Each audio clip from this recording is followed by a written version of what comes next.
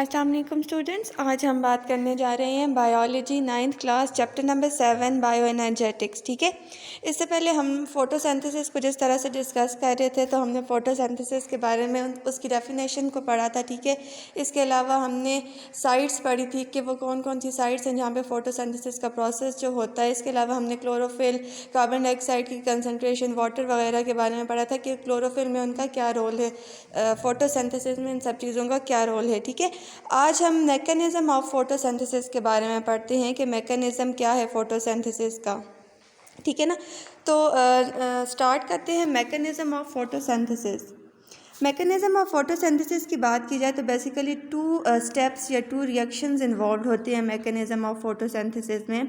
एक light reaction है और एक डार्क रिएक्शन है। ठीक है, लाइट रिएक्शन जो है इसे हिल रिएक्शन भी कहा जाता है। ठीक है ना, लाइट रिएक्शन की अगर हम बात करें तो ये वो रिएक्शन होता है जो कि लाइट की प्रेजेंस में अकर होता है। The reactions of photosynthesis that occur in the presence of light is called the light reaction. ठीक है, इसी तरह से डार्क रिएक्शन की अगर हम बात करें तो डार्क रिएक्शन में लाइट की इन्वॉल्वमेंट नहीं होती। The reaction of photosynthesis that occur in the absence of light is called the dark reaction. During this phase अगर हम लाइट रिएक्शन की बात करें तो इस फेज़ के अंदर energy required for carbon fixation is generated.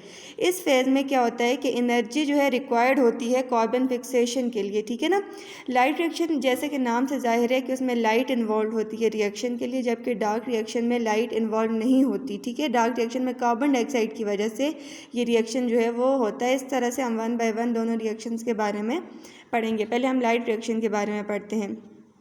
To understand photosynthesis, let us know the reactions that occur in the presence of light.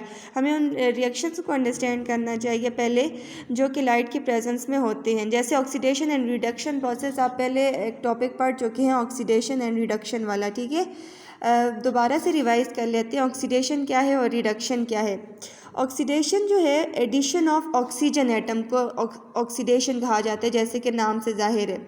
इसके अलावा एडिशन होती है ऑक्सीजन की, रिमूवल होती है हाइड्रोजन एटम की और रिमूवल होती है इलेक्ट्रॉन की एटम से। ये हमारे पास ऑक्सीडेशन होती है। ठीक है, और अगर हम रिडक्शन की बात करें तो रिडक्शन में रिमूवल होती है ऑक्सीजन की, उससे ऑपोजिट प्रोसेस हो जाता है ऑक्सीडेशन से।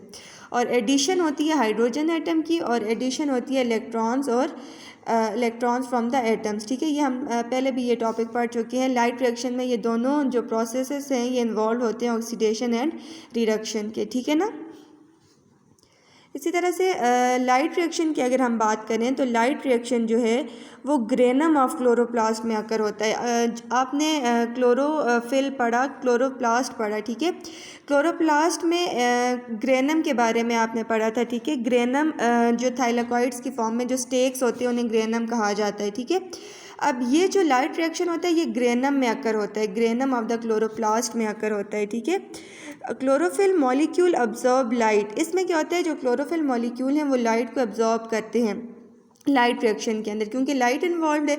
सबसे पहले जो क्लोरोफिल है, लाइट जो है प्लांट रिसीव ही क्लोरोफिल की वजह से करता है। ठीक है, अब क्लोरोफिल की मदद से क्या होता है, प्लांट जो है वो लाइट को एब्जॉर्ब करता है। उसके बाद क्या होता है, देयर एनर्जी लेवल इंक्रीजेज। जाहिर सी बात है जब लाइट जो है वो एब्जॉर्ब कर लेता है तो उसका जो एनर्जी लेवल है वो इंक्रीज़ हो जाता है और इलेक्ट्रॉन जो हैं वो एक्साइटेड इलेक्ट्रॉन जो हैं वो रिलीज़ होना शुरू हो जाते हैं। लाइट की वजह से जो एनर्जी लेवल होता है क्लोरोफिल का या प्लांट का वो बढ़ जाता है, जिसकी वजह से एक्साइटेड इलेक्ट्रॉन जो हैं वो रिलीज़ होना शुरू हो जाते हैं। अब ये जो एक्साइटेड इलेक्ट्रॉन्स होते हैं ये क्या करते हैं, एटीपी बनाते हैं। ठीक है, एटीपी एडिनोसिन ट्राइफॉस्फेट। अब ये एटीपी बनाते हैं किसकी मदद से, एडीपी और pi. ADP means adenosine diphosphate and phosphate. ठीक है, जब एडिनोसिन डाइफॉस्फेट मीन्स 2 फॉस्फेट के बॉन्ड जो हैं वो अटैच हैं। ठीक है, जब 2 फॉस्फेट के बॉन्ड्स फर्दर 1 फॉस्फेट के बॉन्ड से अटैच होता है तो एटीपी बनता है, जैसे एडिनोसिन ट्राइफॉस्फेट बॉन्ड कहा जाता है। एडिनोसिन ट्राइफॉस्फेट में 3 फॉस्फेट बॉन्ड जो हैं वो अटैच होते हैं। एटीपी बन जाता है किससे, एडीपी और फॉस्फेट बॉन्ड से या पीआई से। ठीक है, light also break water molecule into hydrogen and oxygen. इसी तरह से लाइट क्या करती है कि ब्रेक कर देती है वाटर को इनटू हाइड्रोजन एंड ऑक्सीजन में, ठीक है। लाइट क्या करती है, इसके अंदर जो वाटर प्रेजेंट होता है ना, आपको पता है कि फोटोसिंथेसिस के रिएक्शन में वाटर भी इन्वॉल्व होता है, ठीक है। तो ये जो लाइट जो है जब एब्जॉर्ब कर लेता है क्लोरोफिल, तो ये लाइट क्या करती है कि ब्रेक डाउन कर देती है वाटर मॉलिक्यूल को इनटू हाइड्रोजन एंड ऑक्सीजन में, ठीक है। Oxygen is released while hydrogen atom are used to reduce NADP and NADPH। इसमें फिर ऑक्सीजन रिलीज हो जाती है एटमॉस्फेयर में, ठीक है, और हाइड्रोजन जो है, हाइड्रोजन एटम जो है वो यूज़ हो जाता है NADP, जी हमारे पास NADP को कन्वर्ट कर देता है इनटू NADPH में, ठीक है ना। ये हमारे पास लाइट रिएक्शन होता है। ये अब ये देखिए हम डायग्रामेटिकली रिप्रेजेंट भी किया जा रहा है यहाँ पे। लाइट रिएक्शन की अगर हम बात करें, एक तो ग्रेनम ऑफ द क्लोरोप्लास्ट में अकर होता है, ठीक है, सनलाइट इन्वॉल्व है, ADP ये एनर्जी बॉन्ड्स हैं, ठीक है, ADP plus phosphate plus NADP, ठीक है, और वाटर जो है ये इन्वॉल्व होता है, ये रिएक्टेंट होते हैं, ठीक है, या सबस्ट्रेट होते हैं, ठीक है। उसके बाद जो है यहाँ पे प्रोडक्ट बन जाता है।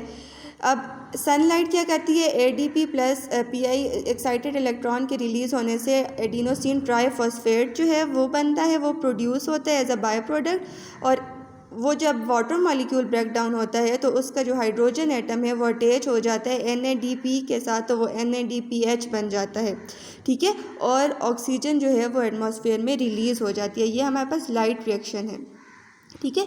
इस तरह से अगर हम डार्क रिएक्शन की बात करें तो जैसे मैंने आपको पहले बताया था कि डार्क रिएक्शन में लाइट की इन्वॉल्वमेंट नहीं होती, ठीक है। डार्क रिएक्शन में कार्बन डाइऑक्साइड की मदद से ये रिएक्शन जो है वो फुलफ़िल होता है, ठीक है। अब कार्बन डाइऑक्साइड की अगर हम बात करें, glucose in a series of reaction that occur in the stroma of the chloroplast. ये वाला जो रिएक्शन है ये स्ट्रोमा में होता है। स्ट्रोमा जो फ्लूइड होता है ना क्लोरोप्लास्ट में, उसे स्ट्रोमा कहा जाता है। तो ये जो रिएक्शन है ये स्ट्रोमा में होता है, ठीक है। ATP and NADPH produce in the light reaction. ATP और NADPH जो ये दोनों प्रोडक्ट बने थे ना लाइट रिएक्शन में, ये यूज़ होते हैं इस रिएक्शन में, डार्क रिएक्शन में, ठीक है। The entire reaction from carbon dioxide to production of glucose is observe by American scientist Melvin Calvin. First time ये जो डार्क रिएक्शन है ये ऑब्जर्व किया था किसने, एक अमेरिकन साइंटिस्ट है, उनका नाम है मेल्विन केल्विन, ठीक है। उन्होंने ये रिएक्शन जो है ये फर्स्ट टाइम ऑब्जर्व किया था, ठीक है। And so it is also called the Calvin cycle, और इसी वजह से डार्क रिएक्शन को भी केल्विन साइकिल कहा जाता है, ठीक है। Kelvin receive Nobel prize for this work, और उन्हें इस काम की वजह से नोबेल प्राइज़ भी मिला था। ये हमारे पास डार्क रिएक्शन है, ये आप डायग्राम के ज़रिए देख सकते हैं। देखिए वो प्रोडक्ट जो हमारे पास ATP और NADPH जो लाइट रिएक्शन में बने थे वो यहाँ पे यूज्ड होते हैं। इसके अलावा कार्बन डाइऑक्साइड यूज़ हो रहा है, कार्बन डाइऑक्साइड, और फिर हमारे पास as a result ATP break down हो जाता है, ठीक है। ATP ब्रेक डाउन हो जाता है इनटू ADP प्लस PI में, और इसकी वजह से एनर्जी रिलीज़ होती है, ठीक है, एनर्जी रिलीज़ होती है। इसके बाद जो NADPH था उसका जो हाइड्रोजन है वो वहाँ से पहले अटैच हुआ था, ठीक है, वाटर से।